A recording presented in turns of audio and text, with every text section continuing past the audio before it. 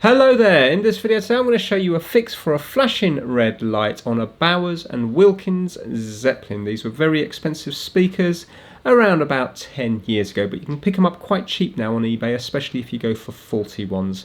So let me show you the fault and then I'll show you the repair. Okay, so I've plugged it in with a normal figure of 8 power cable and we have a flashing red light. I've gone onto this website here which has the original instructions, and if we go down to the very bottom it says that it's a system fault. A continually flashing red LED indicates a system fault. Before calling for assistance, first try rebooting Zeppelin by disconnecting from the power supply for a minimum of 5 seconds. Well, obviously it's been disconnected for much more than 5 seconds and we've still got a red flashing light. So let's take it apart and see if we can find out what's going on. Take this off here. This is just like stuck on. There we go. And we have 4 screws here. This is a Torx 20. There we go. Now, let me get some tweezers and try to lift that up. This thing weighs 7.5 kilograms.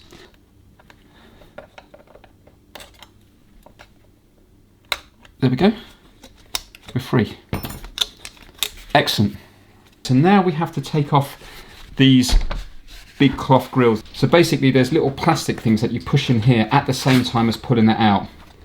So this is going to be a little bit awkward. I'm just going to put it in between my legs to try to do this. There we go. That actually came out. Look at that. Nice. Whoa, look at that big subwoofer. Oh, there we have it. Right, let's do the same with this side here. So we're going to press in the little button, you can just feel it at the back here. It's this thing here. Can you see that little thing here? There. There we go, it's coming.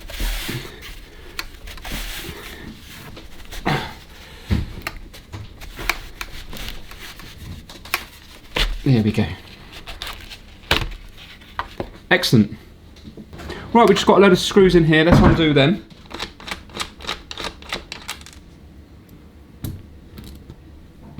Right, those screws are all the same size. Obviously, I didn't say it, I'm unplugged from the mains, so there's no power going into this. But I still have to be careful because there might be charged up capacitors on the inside. Hence the reason why it says, caution, risk of electric shock, do not open.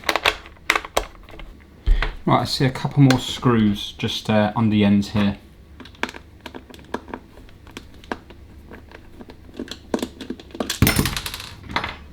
Well, they're smaller.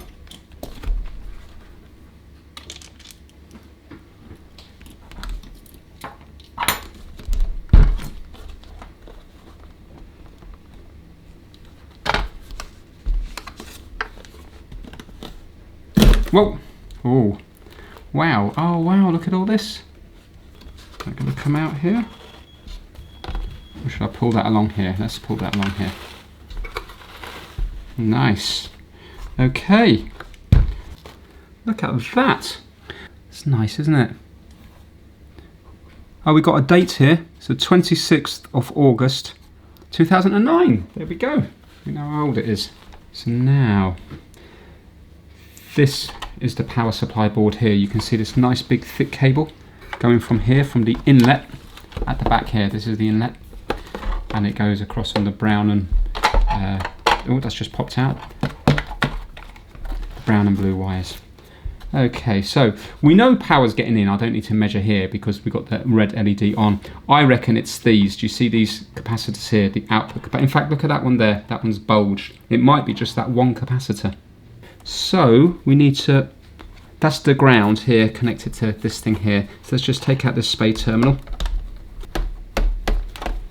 There we go. Right, so that goes there. Can this be put in the wrong way round, this connector? No, because we have a tab here.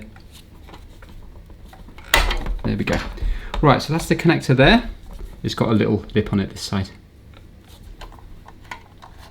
So it looks like there's 4 screws in the corner.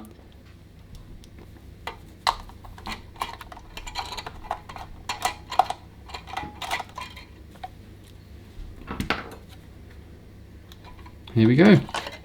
Excellent, we're free. Right, I'm going to put this on a settee somewhere to keep it nice and safe. Let's zoom in on this. Now, we don't need to worry about the fuse because, again, we have power going into it.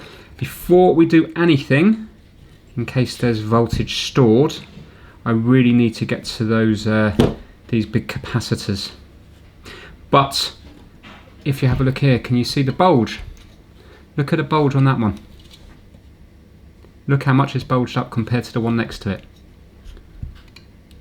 Yeah, can you see there? Compared to that. So that capacitor is going to be faulty, and this is going to be on the output, isn't it? Right, let's undo these screws here.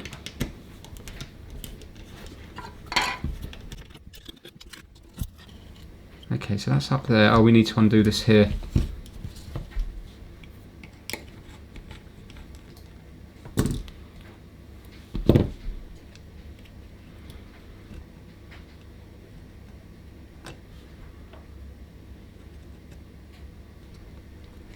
Gonna come off? Yes, it is.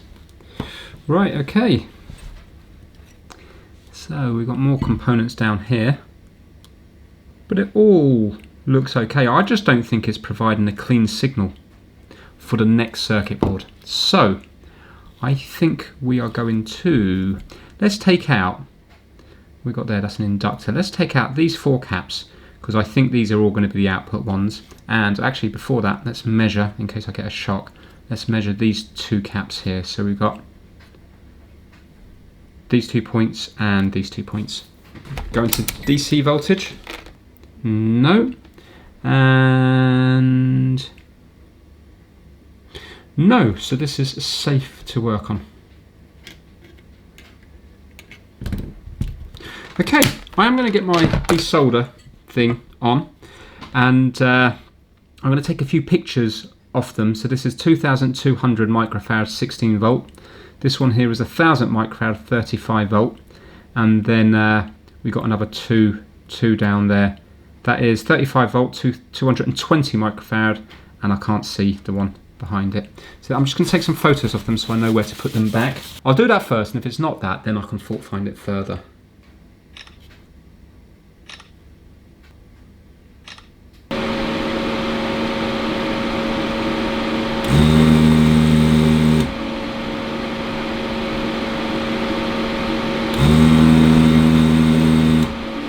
Right, and luckily it's labelled up here so you can see we've got a little positive there for the positive side of the cap.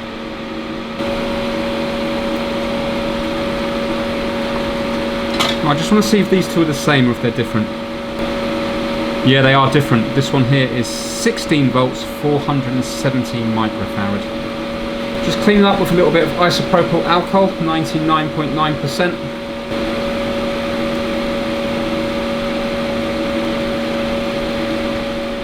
Right now, capacitors. First of all, should we see what capacitance they're reading on my meter? And then we could do an ESR test on them, couldn't we? Right, so this one should be 1000 microfarad. Let's see what it is.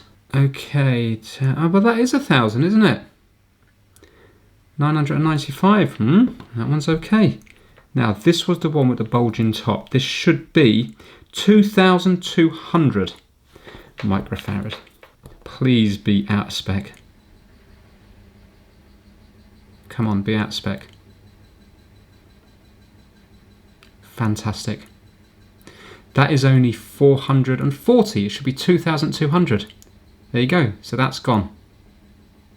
Yeah, 400. It should be 2200. Brilliant. This one should be 220. 220, 195. Close enough. Right, and this is 433, and this should be 470. I reckon, I'm not going to do it. If I've got the replacement ones, I'll put them in, but I reckon if I just change that one out, I reckon maybe it would have started to work. So now, let me see, what are these? Yeah, these are all 105. And that's the brand off them there. I would try to pronounce it, but I'm only going to get it wrong. SAMXON. Samon or something. And if you have a look, you can see 105 degrees Celsius. Right, let me see what I've got. Well, slightly embarrassingly, with all the capacitors that I have around the place, I haven't actually got the ones to replace it. But luckily, the one that's faulty, I have. But they're a lot smaller. A lot smaller. I hope these ain't kind of like iffy ones. But look, these ones here are 2200 microfarads 16 volts. These ones are 2200 microfarads 16 volt, and these ones are supposed to be 105 degree, but you can see it's much smaller. I think though, what I'm going to do is I'm going to do an ESR on them. What would be quite nice for the purpose of the video, rather than just changing everything, is just to change this one out and see if it starts working. Let's do an ESR test on these and see what they're coming up as. 220 at 35. 0.17 should be the worst case scenario. There you go, and it's 0.03, so 0.17 would be the worst case. Yeah, so that's well within spec, and it's within capacitance as well. So this should be worst case 0.18. There you go. I'm just checking my leads are actually okay. Yeah, so again, 0.18, it's only 0.02, so there's nothing wrong with that one. Worst case 0.07. 0.02. So again, it's okay. Now, we come on to the bad one. This one should be 2200. Oh, what's annoying, it's not here. That's 16 volts. Okay, well, let's go up to, let's do 1000 and then 4700 and see what the difference is. So if it was 1000, it'd have to be under 0.09. Wow, there you go. 3.2 ohm resistor. And if it was 4,700, so it's going to be in between those figures, it'd be 0.23. So to take a guess, it would probably be something like 0.15, and we're 3.25. I think this has caused all the problem. So I'll tell you what we'll do. Let's just forget about this one. Let's replace it with this one here, which doesn't look like it's going to be up to the job, but let's just trust what it says on it. And let's see if it starts working. If it does start working, then what I can do is I can buy maybe a really nice, good quality one, a proper branded one, and see how it goes. So how good is that? We've got a visual indication that the cap is faulty because it's bulged, and we've got a lovely big ESR reading. So basically it's acting as a resistor rather than a capacitor. So yeah, really good. All I have to do now is pop the 3 original ones back in and put my new one in. So the only one we're replacing is the bulged one. And then we'll put it back together, we'll turn it on, and let's see if it's going to work. So let me just fast forward through all that. So yeah, let's go now to the big switch on and let's see what it does. Will we still have the flashing red light? Fold that back over. Right, that will do, I think, for testing. Right, let's plug it in and see what it does. Do you know what? I'm going to be a little bit disappointed if it doesn't work. I've kind of convinced myself it's going to work. Here goes. Right, red light. Red light? We didn't have a red light before. It was blinking, wasn't it? And now it should go to blue. Ah, look at that. I think it is working, all because of one little capacitor that you can probably buy for less than £1, certainly if you were to buy them in bulk. Look at that. Brilliant. Excellent news. So we just need to put it back together, which really is the reversal of taking it apart, and we'll give it a little wipe over, give it a nice clean, and then we can do the final testing.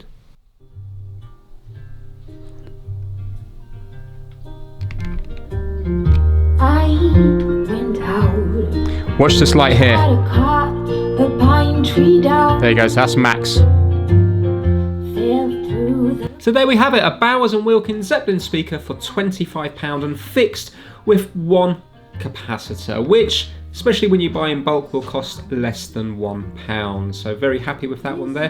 Hopefully, if yours is having the same problem with the flashing red light, it might be a similar problem on the power supply. So hopefully this video might help you out. If it does, give it a massive thumbs up. If you've enjoyed it, give it a massive thumbs up, and I will see you all very soon. Thank you so much for watching.